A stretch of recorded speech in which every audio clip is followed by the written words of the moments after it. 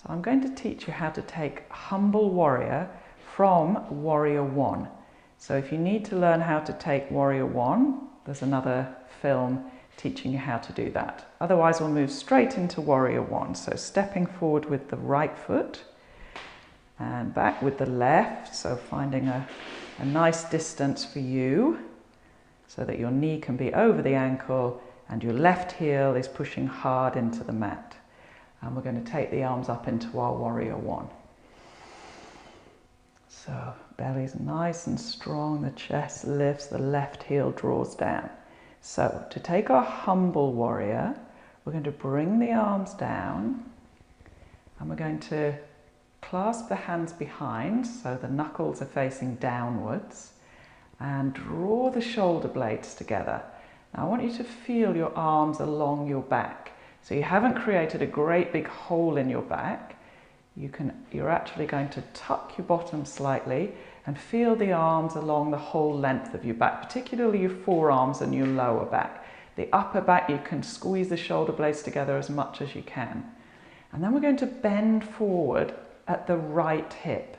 So the feeling is that this angle at the hip becomes very sharp. You feel your hip bone, this pelvic bone here at the front, come down onto your right thigh. You're going to feel the right hamstrings, the back of the right leg, that's the hamstrings. You're going to feel those pulling and working. So being careful that you don't take the left foot off the floor. The left foot stays down. We sink into the right hip. So the back stays straight and you've got a lovely long feeling. So push the feet apart on the mat. That will help you keep the shoulder blades together. Underneath, you've got a very firm belly. So definitely not overarching the back. You want to keep the back nice and straight and flat. And you're sinking deep into that right hip. This right leg is working really hard, particularly under the right thigh. And then, if you can, you're going to just drop your head but keep the shoulder blades together.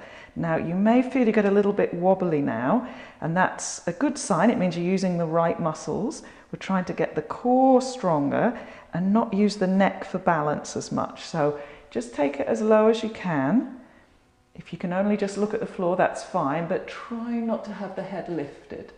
So we're trying to get rid of these muscles here that we use for balance and overuse and get something much deeper in the hip working.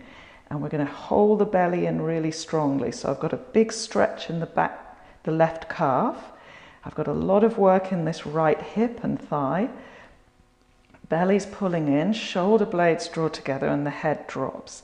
And then as I come up, I keep my back flat so that I'm bending just at the hip joint. Okay, so let's just go forward one more time. So feeling that you're hinging at the hip. Don't let go of the back. So you're not rounding down, you're bending at the hip joint, which will pull on the back of the right thigh. So a lovely deep lean forward in that right hip. If you can drop the head, that's wonderful. Pulling in the belly, drawing the shoulder blades together, and taking a few breaths here before we slowly come back up. And the knee stays in the same position and then we step forward.